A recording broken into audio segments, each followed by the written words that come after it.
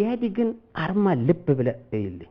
ታየኸው የኢህአዴግ አርማ ምን አይነት ነው? በአንድ በኩል የእህል ዘለላ አለው፣ በሌላ በኩል ጥርስ ማለትም ይሄ የመኪና ክፍል ውስጥ የምናገኘው ጊር ቦክስ ውስጥ የሚገኘው ጥርስ ወይንም ኩሽኔት ቤሪንግ የሚባለው እሱ ጥርስ አለ። የእህል ዘለላው የግብርናውን ምጣኔያዊ ዘርፍ የሚወክል ነው። ጥርሱ ወይም ጊሩ ደግሞ የፈብራኪ ኢንዱስትሪውን ወይንም የከባድ ኢንዱስትሪውን ክፍል የሚወክል ነው። እስካሁን ምንም ችግር የለውም አርማው ላይ። ነገር ግን ጊሩን የፈብራኪውን ኢንዱስትሪ የሚወክለውን ጥርስ ካየን ጥርሱ ሰባራ ነው። እንግዲህ ጥያቄሽ ትምህርቱ ተጎድቷል ወይ ነው? አዎ እንዴ እነዚህ መምህራን 40 ናቸው አይደለም? ከአንድ ዩኒቨርሲቲ ነው እንትን ያሉት። ምክንያቱም they are not fit እኛ ተግባራዊ ስላልተደረገ ነው እንጂ እኔም ዩኒቨርሲቲ አስተማሪ ነበርኩ። በኮንትራት ነው የምንቀጠረው። ኮንትራታችን ይታደሳል ይባላል፣ አንዴ ይታደሳል። ያንን ስርዓት ተግባራዊ ማድረግ አለብን። ኮንትራት ሲታደስ ግን ፊት ነሽ አይደለሽም ነው ጥያቄው። ለማስተማር ፊት ነሽ አልተናለሽም። 20 ዓመት ያስተማርሽ አስተማሪ ነሽ 30 ዓመት ነሽ አይደለም ጥያቄው are you fit or not ነው። ሌሎች ሀገሮች እኮ ከብዙ ዓመት ካስተማርሽ በኋላ በብዙ መመዘኛዎች ቴኒውር የሚሰጥሽ፣ እኛ ሀገር የቴኒውር እንትን የለም። ስለዚህ ፊት ካልሆኑ ተባረሩ። የሰናዳሪ በረከቱ ድንቁርናው ነው እና ከዛ አረ በዓለም ላይ አሉ የሚባሉ ትላልቅ ዩኒቨርሲቲዎች ሃርቫርድን ጨምሮ የግል እኮ ናቸው እና ሃርቫርድ የአሜሪካ አይደለም እንዴ? ይሄ ከባድ ነው ምን ማለት እንደሆነ። ሃርቫርድ የአሜሪካ አይደለም ሲል ለመምህራን ብቻ ሳይሆን ለመላው ዩኒቨርሲቲ ተማሪዎች እንዲሁም ለተቀረው የዩኒቨርሲቲው ማህበረሰብ እና ከዛም አልፎ ለሀገራችን ለኢትዮጵያ ጭምር የሚታገል የመምህራን ማህበር ነው እኔ ስወጣ ትቼ የወጣሁት። አሁን ስመለስ ከ20 ምናምን ዓመት በኋላ ስመለስ ያገኘሁት ዩኒቨርሲቲ የሸማቾች ማህበር ነው። ጸሐፊዋ ተቀበለችን፣ ቀጠሮ ሰጠችን። ከዛ ቀጠሮን ቀን ጠብቀን ሄድን። ስንሄድ ያገኘነው ነገር ምንድነው? መለስ ቀሚስ ለብሶ ጸጉር አብቅሎ ያበቀለውን ጸጉር አጎፍሮ እና አበጥሮ ነው የጠበቀን።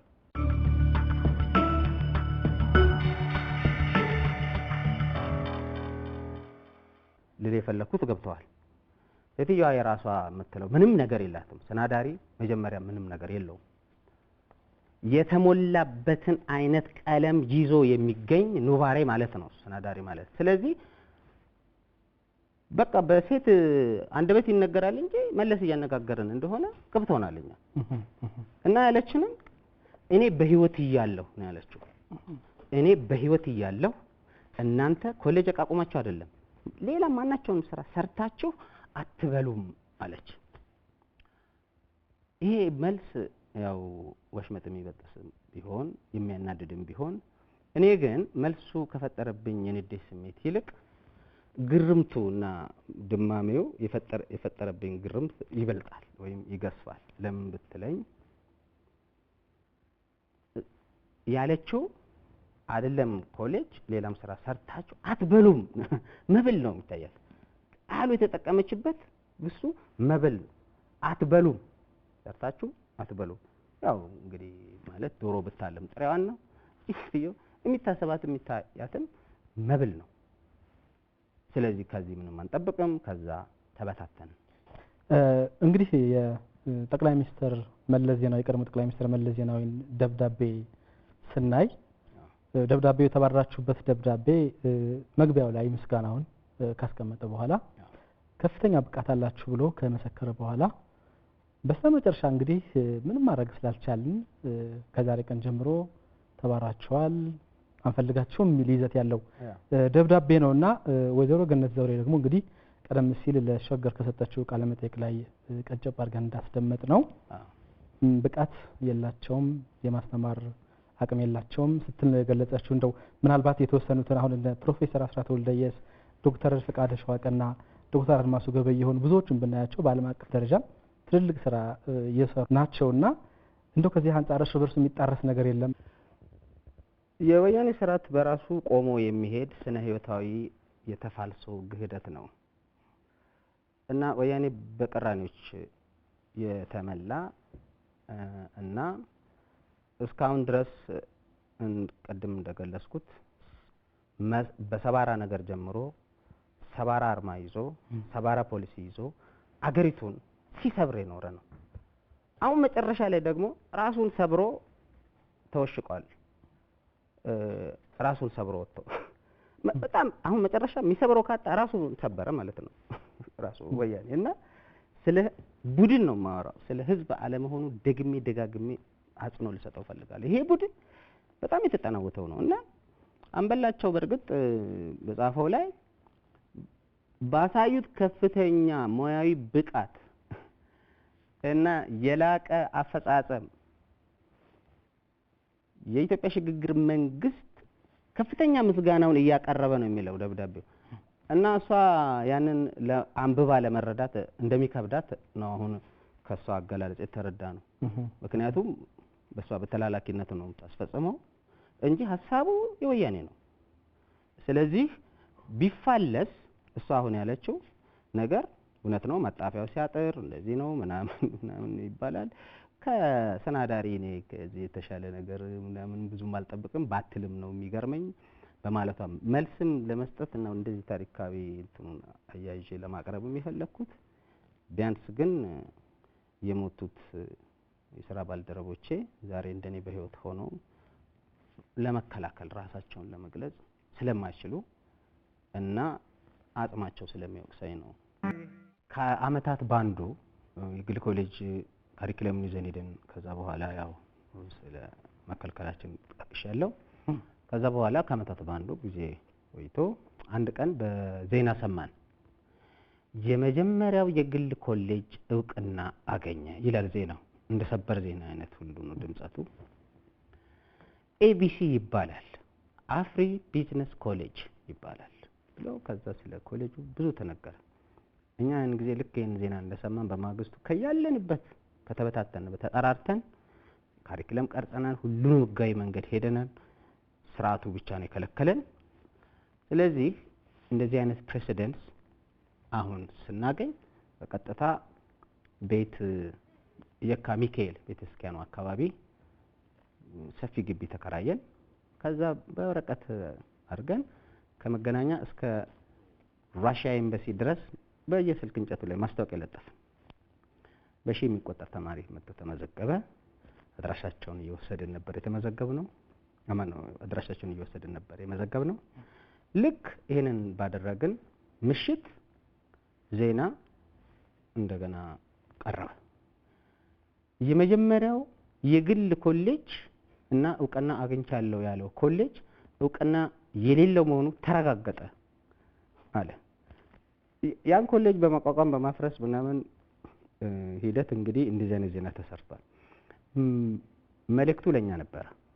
ስለዚህ ይሄንን እንደ ፕሬሲደንስ ወስደን እኛ አቋቋም የወሰድነው ኮሌጅ መቋቋም አስመልክተን ነው። እኛ ለዚህ ከተፈቀደ በግል መስራት ለኛ የሚከለከልበት ምክንያት የለም በሚል እንደሄደንና ውስጣችን ደግሞ የበቁ የህግ ምሁራኖች አሉ። ለምሳሌ ጋሽ ንጋቱ አፈሩ ይቅለለውና እሱ የህግ ፋከልቲ ዲን ነበረ። በደንብ በቂ የህግ አማካሪዎች አሉ። የበሳል ህግ ምሁራን አብረውም ስለነበሩ ከፈትን። ገብቷቸዋል። ያችን ህግ ክፍተት መድፈን ነበረባቸው። ስለዚህ ወዲያው ማታ ያንን ኮሌጅ ሰረዙት። ከዛ በኋላ እንግዲህ የመጨረሻው ተለያየን።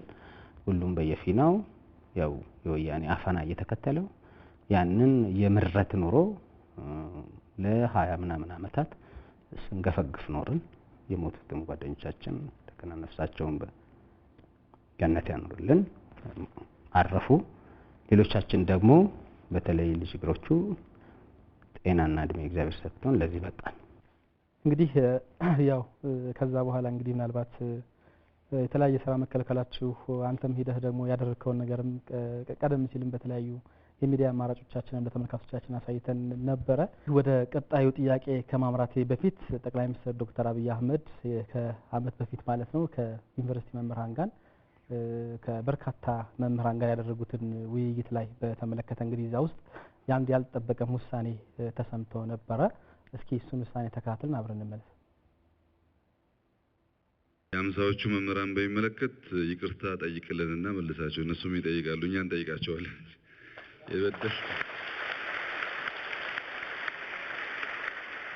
እኛ በበደል ይቅርታ መጠየቅ ያለብን እኛ ነን። ሰው እንደዚህ ነው የሚለው። የሚገርም ነው በጣም። እንግዲህ በዚህ ደረጃ ጠቅላይ ሚኒስትር ዶክተር አብይ አህመድ ከወሰኑ በኋላ እንግዲህ ወደ ዩኒቨርሲቲ የሚመለስ ተመልሷል። አይ በዚሁ ልቀጥል ያለም እንግዲህ በሙያው ቀጥሏል። ከዩኒቨርሲቲ ምሁራን መባረር ጋር በተገናኘ እንደው ምናልባት ይህ ጉዳይ በሀገራችን ብቻ ያለ ነው ወይስ ደግሞ በሌሎች ሀገሮችም መሰል ድርጊቶች ተከናውነው ቀውሶች ተፈጥሮ ያውቃሉ? እስኪ ምናልባት ከዚህ ጋር በተገናኘ የምናነሳው ሀሳብ ካለ። እንደዚህ ባይኩራሩበትም እና ባይገልጹትም ግን ተመሳሳይ ሁኔታ ሩሲያ ውስጥ ተከናውኗል። ሩሲያ ውስጥ ላይሴንኮ የሚባል ተምሯል እንዳይባል እውቀት በደንብ አልዘለቀውም፣ አልተማረም እንዳይባል የተወሰኑ ኮርሶች በቦታን ይወስዷል እና በሩሲያ በተለይ በስታሊን ዘመን ነው እና በስታሊን ዘመን ምንድነው የሆነው? ስታሊን ገበሬውን በአምራቾች የህብረት ስራ ማህበራት ያሰባስብና የጋራ እርሻ ስርዓት ተነድፎ በዛ ገበሬዎች ያርሳሉ። በአብዛኛው ደግሞ የሚያመርቱት ድንች ነው። ነገር ግን በተደጋጋሚ ውጤት አልባ ይሆናሉ።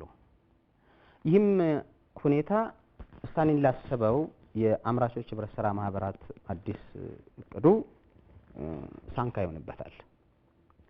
ምንድነው ይሄ የሆነው? ድንቹ አብቦ ከስር ኮረቱን ማለት የድንቹ ምርት ራሱ ድንቹን ከማፍራቱ በፊት የበጋ ወራት ማለት ደረቅና ቀዝቃዛው ወቅት ዊንተር የሚሉት እየገባ ያስቸግረዋል እና ይሄ በጣም ትልቅ የራስ ምታት ነበር በወቅቱ ለነበረው የሶቪየት ህብረት ነው የሚባለው ጊዜ መንግስት፣ የሶቪየት መንግስት አስቸጋሪ ሁኔታ ፈጥሮበት ነበር እና ላይሴንኮ ይህን ነገር ይሰማል። ከዛ አንድ የደከመ ኬማ የምርምር ስራ እዚህ ግባ የማይባል ነው በጄኔቲክ ሳይንስ አንጻር ሲታይ ያገኛል።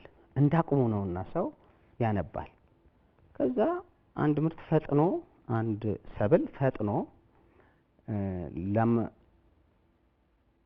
ለማኩረት ወይንም ለማሸት ከሚፈለግበት ተፈጥሯዊ ጊዜ ባጠረ ጊዜ የሚደርስበትን ሁኔታ የሚተነትን ነው ያ ስራ።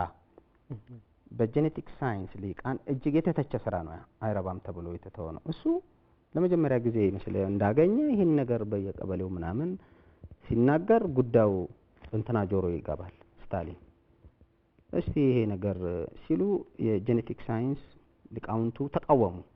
ሩሲያ በወቅቱ በዓለም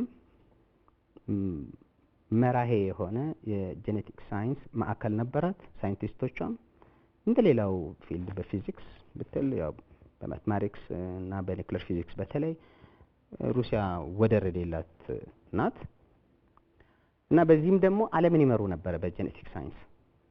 እነሱ ተቃወሙ። ይሄ ነገር ተው አይሆንም ብለው የረጋ ሰራሽ ምክር ነው ብለው ተቃውሞ ነበር እና ያ ኮሙኒስታዊ መንግስት ሆይ ሆይ ይወዳል። ላይሴንኮ ባለው መሰረት ድንቹ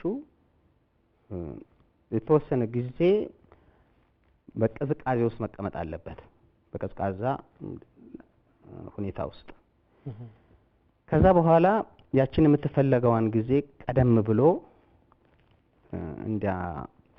ሰብሉ እንዲያሸት ወይንም ደግሞ እንዳኮርት ያደርጋል ተባለ። ሩሲያ ችግር የለውም ብሔራዊ ፍሪጅ ባለው ሩሲያ እዛ በረዶ ውስጥ ድንቹን አቆዩ። የሚቀጥለው ዓመት ገበሬዎች ሁሉ ያንን ነገር እንዲጠቀሙ ተደረገ። እውነትም የበጋ ወቅት ከመምጣቱ በፊት ድንቹ አፈራ፣ ጉድ ተባለ፣ ላይሴንኮ ጀግና ተባለ። በሙሉ እነዛ የጄኔቲክ ሳይንስ ማዕከል ልሂቃኑ ተሰብስበው ተረሸኑ።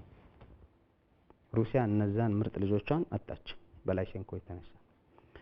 ከዛ ላይሴንኮ የጄኔቲክ ሳይንሱ ማዕከል የበላይ ኃላፊ፣ ፈላጭ ቆራጭ፣ አስተዳዳሪ፣ ተጠሪ ሳይንስ የሚባል ነክ ነገር በሙሉ ከላይሴንኮ ውጪ ተባለ።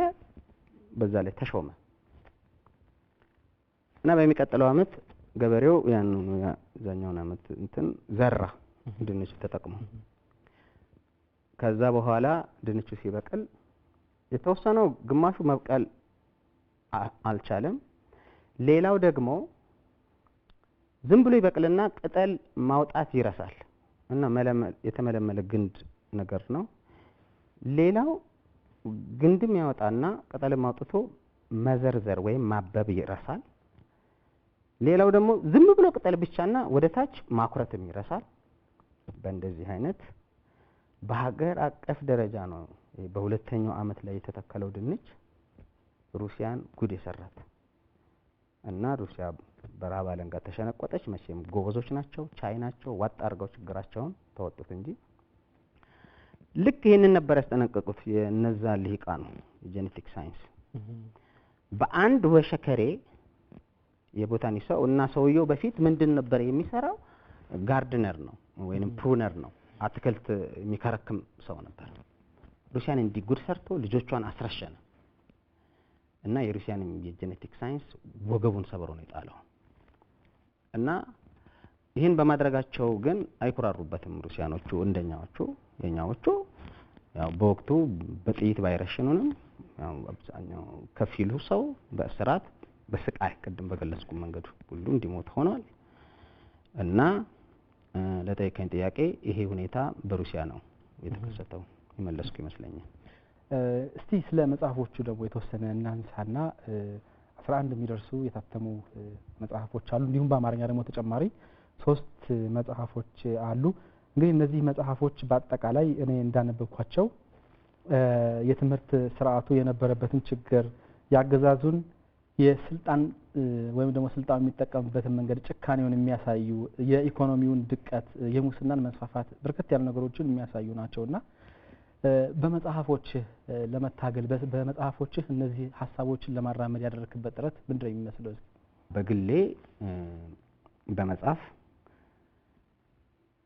መታገል ጀመርኩ እና ከበርካታ ስራዎቼ ውጪ በፊት ውጪ ነው አሳተመው ከውጪ ዩኒቨርሲቲዎች ጋር የጠበቀ ግንኙነት ነበረኝ እና በዛም የተነሳ በርካታ መጽሐፎች አካዳሚያዊ መጽሐፎች አሳትሜያለሁ። ስመጥር የሆኑ እና ከዚህ በፊትም ደጋግሜ ስለገለጽኳቸው አሁን አሰልቺ እንዳይሆን ነው። ለምሳሌ ዲም ዘ ዱም ሪዲሚንግ እንደ ፈረንጆቹ አቆጣጠር በ2012 የአመቱ ምርጥ የምርምር ስራ ተብሎ በሃርቨርድ ዩኒቨርሲቲ የተመረጠ ነው እና በዛም ዓለም አቀፋዊ ክብርን እግዚአብሔር ፈቅዶ አቀዳጅቶናል። ሌሎች እጅግ በርካታ ስራዎች አሉ። ፍልስፍናዊ፣ አንትሮፖሎጂያዊ እና ምጣኔያዊ ስራዎችን በስፋት ሰርቻለሁ። ከዛ ግን ብዙ ሰው በአገር ቤት ጥያቄ ያቀርባሉ። ውጪ ነው የምታሳተመው ስራህን እና ለኢትዮጵያውያን በቀላሉ ሊያገኙት በሚችሉት መንገድ ሀገር ውስጥ ለምን አታሳትምም የሚል ነገር መጣ እና በወቅቱ ከነበሩ ምንም ችግር የለውም፣ ችግሩ የማሳተሚያ ነው። እሱን ደግሞ ስም መጥቀስ አያስፈልግም። የቅርብ ጓደኞቼ እና ወንድሜ እዚህ አሳተሙልኝ። ከዛ በኋላ እሱ መጽሐፍ ቦሮይ ፍሪደም በመባል የሚታወቀው ነው። ይህ መጽሐፍ ነው እና በዚህ መጽሐፍ ውስጥ በዋናነት ለማስተላለፍ የፈለኩትን መልእክት አንደኛው የባርነትን ምቾት የመረጠ ሰው የነጻነትን እንግልት ሊመርጥ አይቻለውም። ስለዚህ በነጻነት ውስጥ ያለው እንግልት ያስመርረዋል። በነጻነት ውስጥ ያለና ሊከፈል የተገባ ዋጋን ለመክፈል በጭራሽ አይችልም። ስለዚህ ነጻነት የጸጋዎች ሁሉ አናት ነው፣ የፋይዳዎች ሁሉ ጉልላት ነው። የሰው ልጅ መለኪያ የኑባሬው አሃዳዊ መስፈርት ከሚባሉት አንዱ ነጻነት ነው። ለዚህ ደግሞ የሚጠይቀውን ዋጋ ለመክፈል መዘጋጀት አለበት ሰው።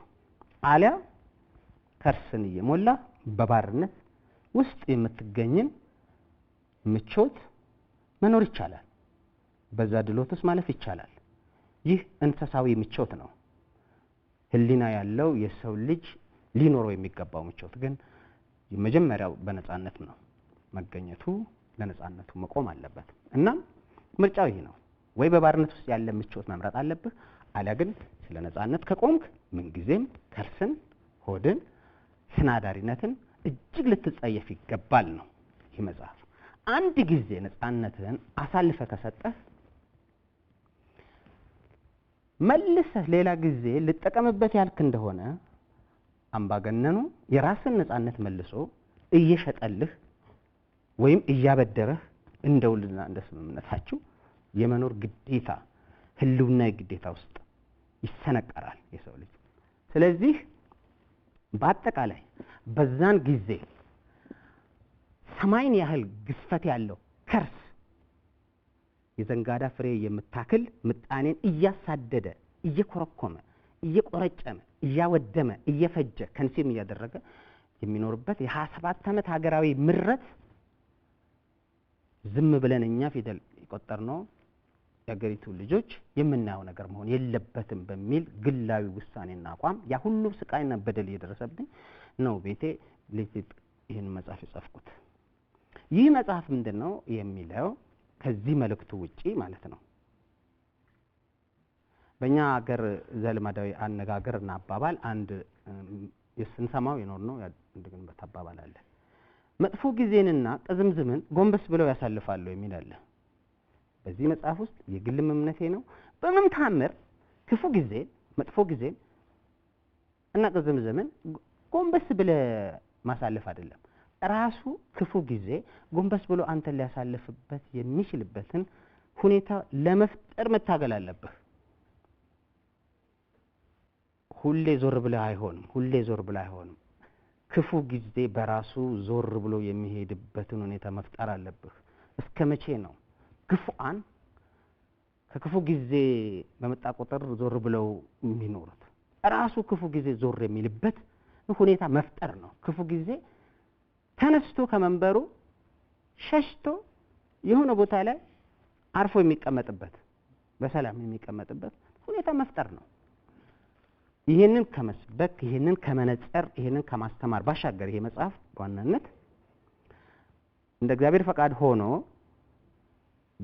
በኢትዮጵያ ውስጥ መንግስት በፈቃዱ ስልጣን የሚለቅበትን ጊዜ በደንብ እየተነበየ ነው ያስቀመጠ ነው። ይሄንን ባለፈውም ጊዜ ተነጋግረናል። እስከነገጹ ይሄ ነው እና ሌሎች ስናዳር ስናር ሌሎች ብዙዎች ደግሞ እንግዲህ እንደ ማከላዊ ጭብጣቸውን ትምህርት ላይ መነሻቸውን መሸታቸውን ዩኒቨርሲቲ ላይ ያደረጉትና እንደው ምናልባት አሁን በስናዳር ስንክሳር የምናገኛት ዕውቀታዊት ሪፐብሊክ እንዲሁም ደግሞ በየዕውቀት አክፍሎተኛ የምናገኛት አታችን ላምፕ ዩኒቨርሲቲ ውስጥ እኒህ ነገሮች ውስጥ ያሉ አጠቃላይ እንቅስቃሴዎች የገለጽክበትን መንገድ እንደው የተወሰነ እንግዲህ መጽሐፉን መናገር ባይሆንም የተወሰነ ብናነሳቸው ከዛም በኋላ በትክክል እንደገለጽከው በጣም ጥሩ ጥያቄም ነው ጠየቀኝ እና ሌሎቹ ከዚህ ቀጥለው የጻፍኳቸው መጽሐፎች ይሄኛው በእንግሊዘኛ ነው ሁላችንም ልናነበው በምንችለው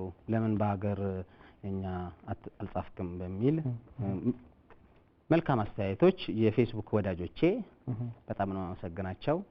አብረን ስንታገል ነበር በማህበራዊ ሚዲያው ወያኔን እና ያንን ምክር ለገሱኝ። አሁንም ከጎኔ ናቸው የፌስቡክ ወዳጆቼ መጽሐፎችን ያስተዋውቃሉ። በጣም በጣም በጣም ለማመሰግናቸው እወዳለሁ እና በሰጡኝ አስተያየት መሰረት በአማርኛ መጽሐፍ ጀመርኩኝ እና የመጀመሪያው መጽሐፍም የስናዳር ስንክሳር ነው። ይህ መጽሐፍ ከዚህ በፊትም እንግዲህ ለበርካታ ረዘም ላለ ሰዓት ጊዜ ወስደን ላብራራ እንደሞከርኩት የተጠየቋቸውን ጥያቄዎች በመለስበት ወቅት ይህንን ጽንሰ ሀሳብ ተጠቅሜያለሁ። ስናዳር ምን እንደሆነ ሀገርን ስናዳሪ ዜጎች እንዴት እንደሚቀብሯት በቁማ እንደሚቀብሯት የሚያሳይ ነው። እንደ ምሁራዊ ወሸከሬነት ኢንተሌክቹዋል ሜዲክሪ የሚባለው ሀገርን በቁም የሚቀብር ነገር የለም እና ሳታቅ ዝም ብለህ አምባገነን ጋር ማጫፈር በቃ ይቅርታ ሊያስገኝልህ ይችላል ሳታቅ ነውና አብቀው ተምረው የሀገር ሀብት ውሎባቸው አገርና ህዝብ ተስፋ የሚጥልባቸው ምሁራን ግን እያወቁ ከነጻነት እንግልት ይልቅ የባርነት ድሎትን መርጠው በባርነት ውስጥ ያለ ጸጥታ በፍራቻ ውስጥ ያለን ዝምታ እንደ ሰላም ቆጥረው ለአምባገነኖች ሲያነፍሱና ሲያከነፍሱ የኖሩ ስናዳራዊ ኑባሬዎችን እንደምን አድርጎ መመለስ ይቻላል ወደ ህሊናቸው? አንድ ይሄ ነው። ስለዚህ በዋናነት ለትውልዱ ለመጪው ትውልዶች ኢትዮጵያ በምን አይነት ምሁራዊ ሰናዳሪዎች ስትጠቃ እንደኖረች እና ይህ ደግሞ በባርነት ውስጥ ያለን መደላድል መርጠው አንበሳው ድምፃዊ ቴዲ አፍሮ በአንድ ድንቅ ስራው እንደገለጸው ነፍሴ እጅ እንዳትሰጪ ለኪሴ ታጣይኛለሽ ከራሴ ብሎ በዛ በውብ ድምፁ እና ብቃቱ እንዳዜመልንና እንዳስተማረን ነፍሴ እጅ እንዳትሰጪው ለኪሴ ታጣይኛለሽ ከራሴ ሰላሜ እረፍት ያለብሽ በጌታ ታምነሽ አኑሪኝ ከጌታ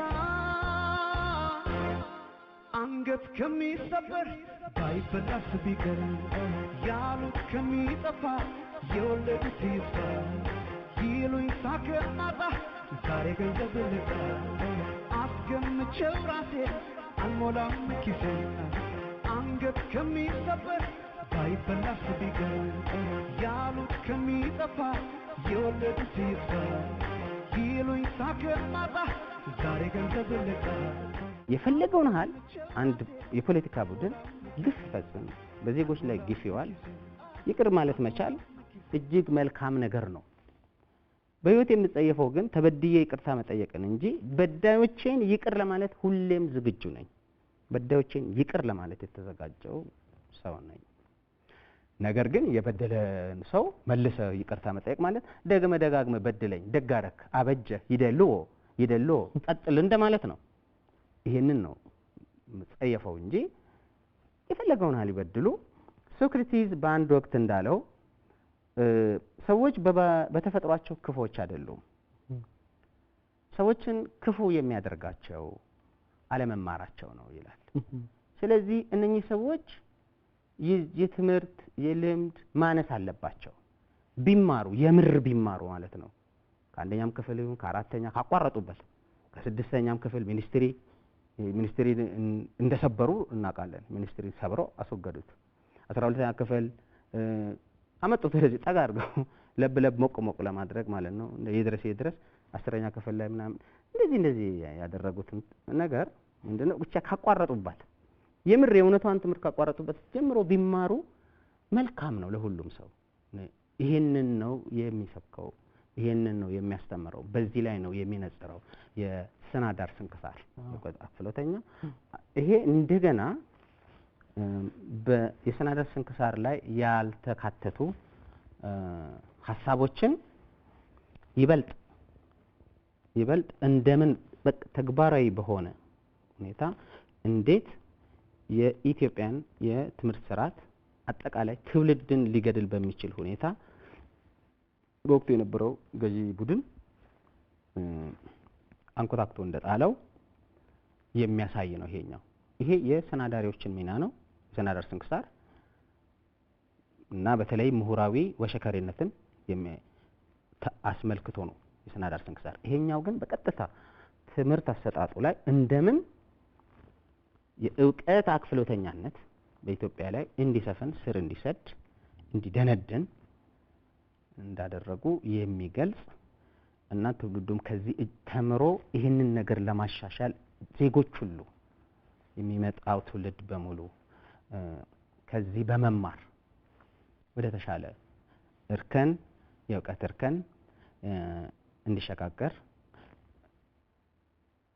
ማስታወሻ የሚሰጥ መጽሐፍ ነው እና በጣም በትኩረት ሙያዬም ስለሆነ መምህርም ስለሆንኩኝ እና በዚህ ዙሪያ በማውቀው ጉዳይ ላይ ሌሎችም አበይት የሆኑ ደግሞ ነጥቦችን ፍልስፍናዊ፣ አንትሮፖሎጂያዊ፣ ምጣኔያዊ ወዘተ ነጥቦችን በምርምር የተገኙ ነጥቦችን በሙሉ ያካተተ መጽሐፍ ነው እና የእውቀት አክፍሎተኛ በትምህርቱም ስርዓት ይሁን በአጠቃላይ በፖለቲካው መንበር ላይ በመሪነት በገዢነት ወዘተ ሲመጣ ሊከተል የሚችለውን ሀገራዊ ኪሳራ በጣም ቁልጭ አድርጎ እንዲያሳይልኝ ብዬ የጻፍኩት ነው። እሱኛው እንግዲህ ከለውጥ ወዲህ የጻፍኩት የመጀመሪያው መጽሐፍ ነው።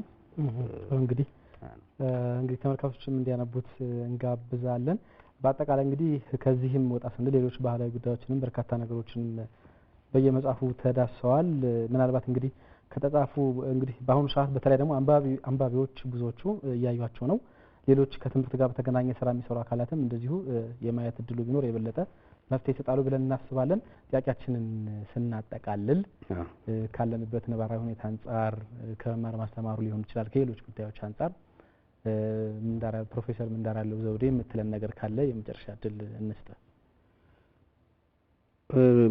ብዙ ነገር ብያለሁኝ እና ከዛም የተረፈውን ደግሞ መጽሐፎች ውስጥ ለትውልድ እንዲተላለፍ አድርጌ ጽፌያለሁ። ጨምረህ ተናገር ካልከኝ የምናገረው ይሄ እዚህ ኢቲቪ ላይ ያለው አርማ ላይ ኢትዮጵያ የሚለውን የሚወክለው ቃል በትንሿ ፊደል መጻፉ እሱ በጣም ያሳዝነኛል እና እሱን አስተካክሎ ስም ላውም የሀገርን ያህል ስም በካፒታል አድርጉና ጻፉ። ለምን ይሄ የሰዋሰው ህግና የሜካኒክስ ህግ ነው። ሶስተኛ ክፍል እንግሊዘኛ የተማረ ሰው ላደር እንግሊሽ የተማረ ሰው ይሄንን ማስተካከል አለበት። ባካችሁ ይሄንን አስተካክሉ። አሁን ይሄን ለማስተካከል ደግሞ እንደዚህ ሀሳቦችን የሚሰነዘሩ ሀሳቦችን የሥራ ኃላፊዎች የሚቀበሉበት ጊዜ ይመስለኛል እና ይሄ በወያኔ መጨረሻዎቹ ጊዜ ለኢትዮጵያ ለሀገራችን ያለውን የወረደ ግምት ለመግለጽ የተጠቀመበት ነው እና ይሄንን እንድታነሱ እንደው ጨምር ካልከኝ ይሄንን ነው አንተና በካፒታል አድርጓት ይሄን ካፒታል አድርጉ። ለምን ሶስተኛ ክፍል ህፃናት ይስቃሉ። ምክንያቱም ሜካኒክስ ሲማሩ እና ግራመር ሲማሩ ሰዋሰው የመጀመሪያው የሀገር ስም የሰው ስም በእንግሊዝኛ ከተጻፈ በካፒታል ነው እና ልጆቹ በጣም ኢቲቪን ሲያዩ እንትን ይላሉ እና ይሄንን አስተካክሉ። ቀላል ነገር ሊመስል ይችላል ግን ትልቅ ነገር ነው። እሱን ይሄንን ነው የምለው። እናመሰግናለን። እንግዲህ ያለህን ጊዜ መስዋዕት አድርገህ ከወቅታዊ ዝግጅት ተመልካቾቻችን ጋር ቆይታ ስላደረግህ ከልብ እናመሰግናለን። እኔም አመሰግናለሁ። ተመልካቾቻችን የዛሬው የወቅታዊ ዝግጅታችን ይሄ ይመስል ነበረ። የዩኑስ መሐመድ ነበርኩኝ። ከቀሪ ዝግጅቶቻችን ጋር መልካም ቆይታ ይሁንላችሁ።